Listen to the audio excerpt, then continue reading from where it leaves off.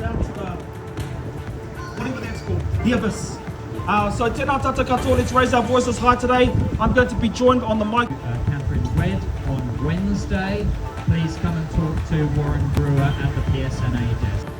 Oh, some pretty powerful kōrero from our kai kōrero, eh? So, first of all, I just want to sympathise and empathise with our Palestinian whānau.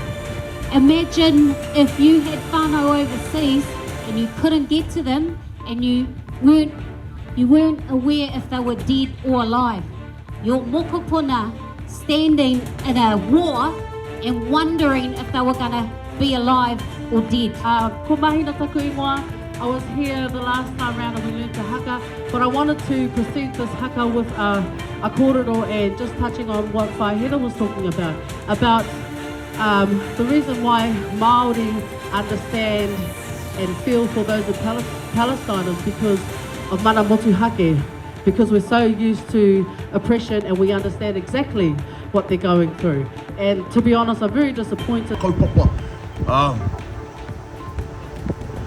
ka noho a hau, I raro I te mahau o tōku tātai whakapapa. Ti hai, tū hoi, ti hai, ka hungunu. Kei konei wa mātou tūpuna, e mātaki haere i a mātou, ngai Māori, kai hako. Ngai Māori, kei tā hako.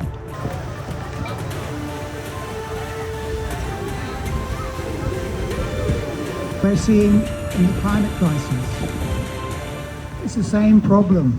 Those big countries are causing the climate crisis. They're not stopping what they're doing. They signed up to the Paris 2015 Accord, where they agreed to limit global warming to 1.5%.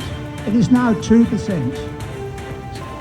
Spent sleepless nights wishing they would wake up. We are all one. This is a traditional wedding dress from Ramallah in Palestine.